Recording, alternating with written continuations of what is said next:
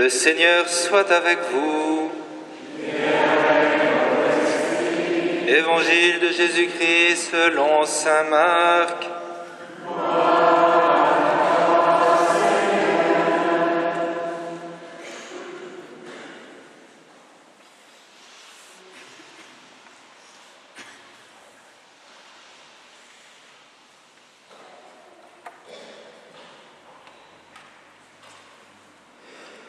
En ce temps-là, Jésus parlait à ses disciples de sa venue.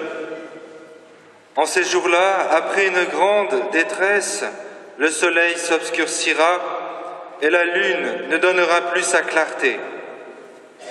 Les étoiles tomberont du ciel et les puissances célestes seront ébranlées. Alors on verra le Fils de l'homme venir dans les nuées avec grande puissance et avec gloire. Il enverra les anges pour rassembler les élus des quatre coins du monde, depuis l'extrémité de la terre jusqu'à l'extrémité du ciel. Laissez-vous instruire par la comparaison du figuier. Dès que ses branches deviennent tendres et que sortent les feuilles, vous savez que l'été est proche. De même, vous aussi, lorsque vous verrez arriver cela, sachez que le Fils de l'homme est proche, à votre porte. Amen, je vous le dis, cette génération ne passera pas avant que tout cela n'arrive. Le ciel et la terre passeront, mes paroles ne passeront pas. Quant à ce jour et à cette heure-là, nul ne les connaît, pas même les anges dans le ciel, pas même le Fils, mais seulement le Père. Acclamons la parole de Dieu.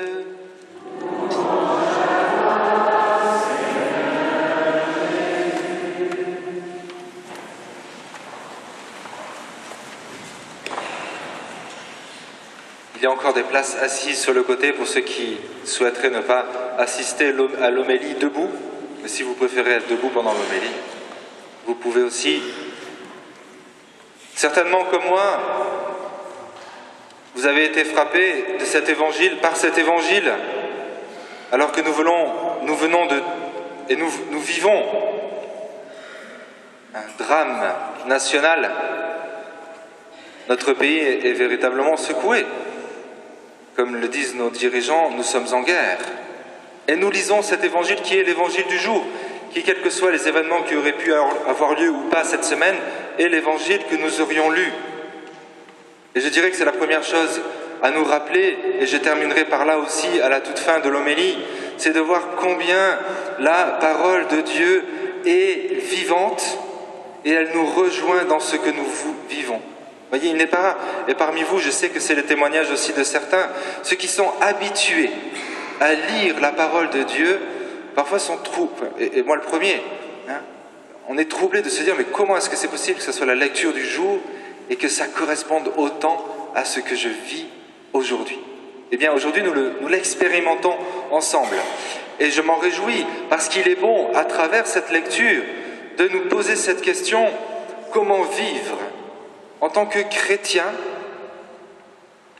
ce que notre pays traverse.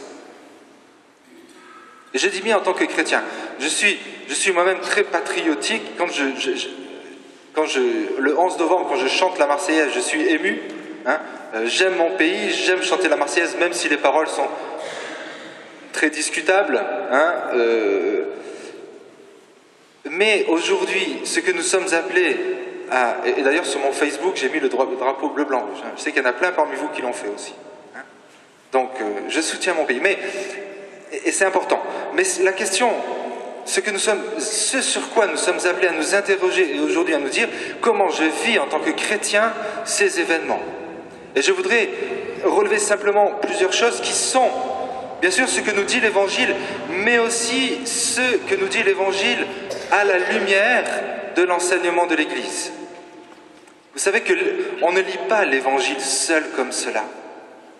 Toutes les hérésies sont des personnes qui se basent sur l'Évangile, mais qui se basent sur l'Évangile et qui interprètent l'Évangile à leur manière.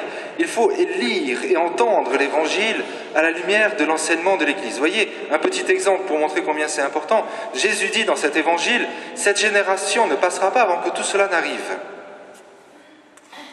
Or, à ma connaissance, Jésus est mort et la fin du monde n'est toujours pas arrivée. Donc, comment le comprendre? Eh bien, l'Église nous enseigne que cette génération, c'est la génération, pas simplement les 20-30 ans qui suivent après Jésus, mais c'est la génération qui connaît, la génération qui est celle qui est sauvée par le Christ, par la venue du Christ. Donc, c'est la génération qui suit le Christ. Alors, trois points, en fait. On va rester classique. Qu'il est bon d'entendre comment vivre cette situation en tant que chrétien. Tout d'abord, Jésus parle bien, vous voyez, de bouleversement cosmique. Le soleil s'obscurcira, la lune ne donnera plus sa clarté, les étoiles tomberont du ciel et les puissances célestes seront ébranlées. Vous voyez, on est habitué à ce genre de discours apocalyptique que l'on retrouve dans l'Apocalypse, selon saint Jean. Et il faut savoir le lire. Lorsque Jésus dit, par exemple, les puissances célestes seront ébranlées, les puissances célestes dans le Nouveau Testament, mais pas simplement là, mais dans les Éphésiens, dans Colossiens, ce sont les puissances démoniaques. Vous voyez ? Il faut le lire pour éviter de tomber dans un catastrophisme. C'est le premier point. Notre première réaction de chrétien face à ces événements, c'est de ne pas sombrer dans le catastrophisme, c'est de ne pas sombrer dans le discours un petit peu, ça y est, c'est la fin du monde, où va-t-on ça y est, voilà, vous voyez ce que je veux dire. Ce discours-là est un discours qui est parfaitement privé de l'espérance chrétienne. Attention, je ne dis pas qu'il faut dire que tout va bien, mais ne tombons pas dans ce catastrophisme. Vous savez, c'est la sagesse de l'Église. On dit, dans les documents qui sortent de Rome, on dit la sagesse séculaire de l'Église enseigne que. Parce que l'Église a traversé 2000 ans. Et ce discours, ce genre d'inflation, disons, apocalyptique, on l'a connu par exemple en l'an 1000, disant ça y est, l'an 1000 c'est la fin du monde. Il y a eu des massacres, il y a eu des suicides. Parce que les gens étaient persuadés qu'en l'an 1000 c'était la fin du monde. 1000 ans. 1000 ans après, on est toujours là. Voyez ? Donc ne tombons pas dans ce piège, c'est un piège. Pas de catastrophisme. Regardons les choses en face telles qu'elles sont. Mais nous avons le Christ avec nous. Et c'est parce que nous avons le Christ avec nous qu'il n'y a aucune raison d'avoir peur. Jésus nous dit, ne soyez pas bouleversés, n'ayez pas peur. Je suis avec vous. Voyez, je vous donne juste ce critère et je termine avec cela. Nous savons, si nous avons succombé à la tentation du catastrophisme, lorsque nous n'arrivons plus à vivre l'instant présent. Et que dès que nous avons des invités, dès qu'il y a une discussion à table, on est parti sur la fin du monde et finalement c'est une ambiance morbide. J'en connais quelques-uns comme ça. Et je peux même vous dire tristement, c'est quelqu'un à qui j'ai dit, écoute, je vais bien continuer à ce qu'on se voit, mais je n'irai plus manger chez toi. Ça ne sert à rien. Ça se termine sur des prédictions apocalyptiques, ça devient une histoire de famille, ça ne mène à rien. Continuons à cheminer ensemble, mais pas dans ce contexte-là, où on tombe toujours dans la même difficulté. Vivons. Est-ce que nous sommes vivants? Est-ce que nous sommes remplis d'espérance? C'est cela, la réponse chrétienne. Le deuxième point, qui est un petit peu lié, même beaucoup lié, mais bon, je l'ai détaché pour insister quand même. Jésus dit, qu'est-ce qu'il dit Jésus? Quant à ce jour et à cette heure-là, nul ne les connaît. Et là, je vous donne vraiment ce critère, parce que par les livres, par des recherches sur Internet, et en France, on en a quelques-uns, je ne vous donnerai pas les noms, enfin, je ne dis pas dans la paroisse, je dis en France, quelques illuminés qui sont en train de prédire hein, la fin du monde en 2020, je sais pas quoi. Ou alors qui font une lecture de l'Apocalypse en disant nous sommes dans la 7e trompette du 7e sceau. Dès que vous entendez-le bien, parce que sincèrement, certains se perdent à cause de cela. Dès que vous entendez un discours de dire qu'il laisse entendre quelque chose sur la date et l'heure de cette fin du monde, ou je ne sais pas quoi, dites-vous que vous êtes en dehors de l'Église catholique. L'Église catholique reprend cette affirmation de Jésus, la date et le jour, on ne le connaît pas. Ça peut être tout à l'heure, peut-être qu'on n'aura pas le temps de finir la messe, et ça peut être dans 3 milliards d'années. On n'en sait rien. Il y a une tentation, il y a une peur. C'est la peur. Vous voyez, pourquoi est-ce que certains vont voir des voyants? Pourquoi certains vont voir des cartomanciers? Pourquoi est-ce que certains ont besoin de dire « Ah tiens, à la fin du monde, c'est ça ?» Pour se rassurer. Parce qu'il n'y a pas d'espérance. La réponse du chrétien, c'est de dire « Mais je n'ai pas peur. »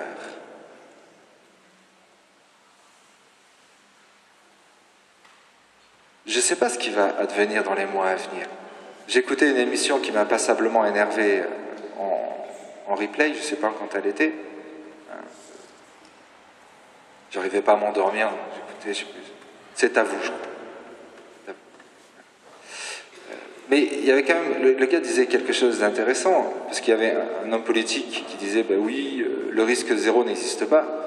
Hein, et le journaliste le reprenait en disant, mais c'est un discours obsolète. On n'en est plus au niveau du risque zéro. On sait que le risque zéro, c'est fini ça. On est conscient que le risque zéro, on est passé du discours au risque zéro à un discours de nous sommes une cible.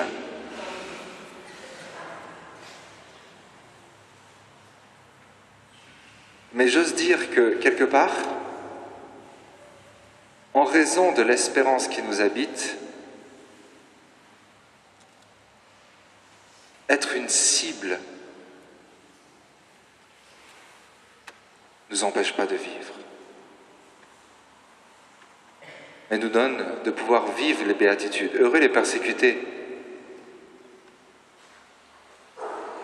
Heureux les persécutés. C'est notre espérance. Dieu est avec nous. Il y a une joie. Vous voyez, il y a une joie de se dire, eh bien, oui, la situation n'est pas nécessairement facile.